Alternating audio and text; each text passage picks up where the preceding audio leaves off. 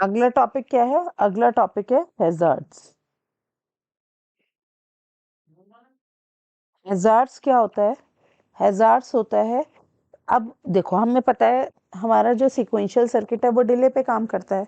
Hazards वो unwanted switching है, unwanted switching है that causes a false output for a moment, that causes a false output momentarily. ज़्यादा नहीं बोलूँगी, direct आते हैं फंक्शन पे। आपका कितने टाइप के हैजार्ड होते हैं? 2 टाइप के हैजार्ड होते हैं। एक होता है स्टैटिक हैजार्ड, एक होता है डायनेमिक हैजार्ड।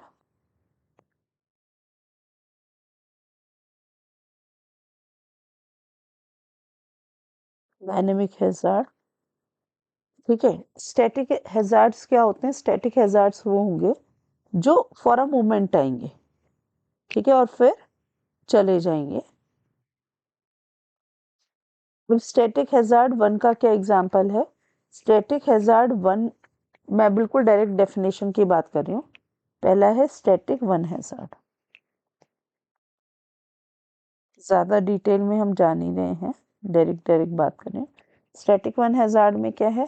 अगर आपका आउटपुट 1 होना चाहिए था and for a moment it is 0, तो इस हैजार्ड को हम क्या बोलेंगे? Static one hazard. दूसरा है स्टैटिक जीरो हैजार्ड।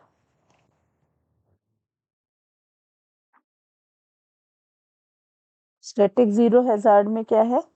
अगर आपका आउटपुट 0 है और पूरा मोमेंट इट इज 1, इसको हम क्या बोलते हैं? स्टैटिक जीरो हैजार्ड, ठीक है। अब एक आता है आपका डायनेमिक हैजार्ड। डायनेमिक हैजार्ड में क्या है?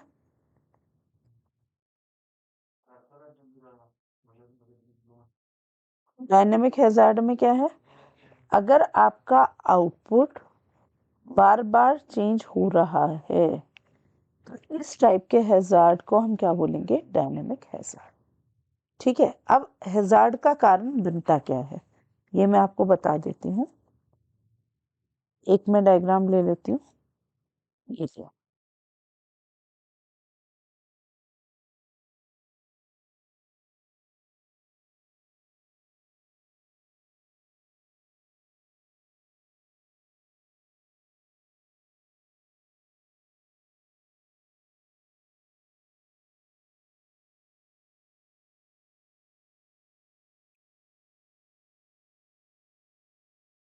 अब यहाँ पे देखो x1 और x2, सपोज x1 भी आपने 1 लिया, x2 भी आपने 1 लिया और x3 भी आपने क्या लिया? 1 लिया।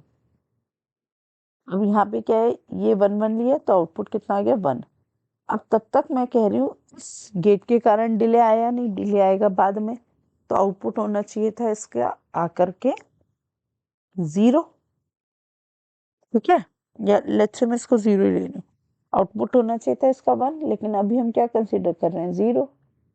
आउटपुट जो ओवरऑल आएगा वो कितना आएगा? 0, और आउटपुट कितना हो जाएगा? 1। लेकिन एक्चुअली थोड़े टाइम बाद क्या होगा? यहाँ पे कितना आ जाएगा? 1, दिस इज 1, ठीक है। अब ये देखो जितनी देर ये गलत आपका आया उतनी देर आपका आउटपुट भी बदल जाएगा, और क्योंकि आउटपुट बदल जाएगा तो इस टाइप के हैजार्ड को हम कहते हैं स्टैटिक हैजार्ड, ठीक है। और जहाँ बदलते ही रहे वहाँ पर हम उसे कहते हैं डायनेमिक हैजार्ड। हैजार्ड को हम अवॉइड कर सकते हैं। पहले तो हैजार्ड हम देख लेते हैं।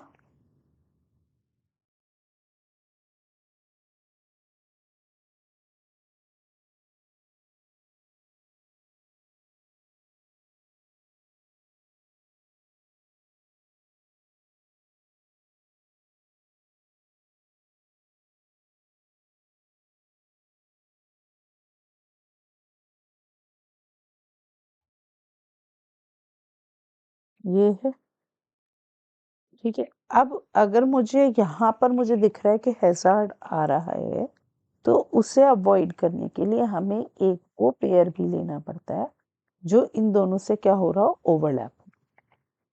उसके कारण वो जो डिले है वो अवॉइड हो सकता है, मतलब एक फॉल्स आउटपुट नहीं आएगा, आपका आउटपुट बिल्कुल ठीक आएगा। जैसे अभी तो इसमें डिले के कारण थोड़ी देर गलत आउटपुट आ रहा था, लेकिन अगर मैं इसी को इम्प्लीमेंट कर दूं, y is equals to x1 x2 plus x2 bar x3 plus x1 x3, ये आ गया, ठीक है। x1 x2 ये आ गया, फिर ये आ गया x2 बार x3,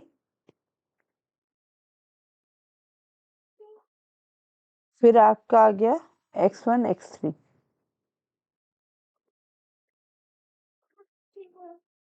देखो अब यहाँ पे क्या होगा, अब यहाँ पे जो आपका डिले आ रहा है, जितनी देर डिले रहेगा उसकी वजह से पहले ये दो कॉम्बिनेशन थे तो गलत आउटपुट आता, लेकिन उसी के यहाँ पर क्या होगा, ये वाला जो कॉम्बिनेशन है ये उस डिले उस एरर को होने से बचा देगा, ठीक है। अब अगर मैं सीक्वेंशियल सर्किट्स की बात करूं, तो सीक्वेंशियल सर्किट्स में हैजार्ड में बहुत ज़्यादा समझने वाली बात नहीं है। हैजार्ड सिर्फ ज़्यादातर किस में होंगे, एसआर लेच में, ठीक है। और यहाँ पर भी वही है कि अगर हमें अवॉइड करना है तो हम ओवरलैपिंग में अप्लाई करके इसका आउटपुट बना लें, तो हम इसे अवॉइड कर सकते हैं। एक और टाइप के हैजार्ड होते हैं which are called essential hazard. Essential hazard जैसा कि नाम से समझ में आ रहा है, ज़रूरी हैजार्ड। ज़रूरी हैजार्ड मतलब जो आपके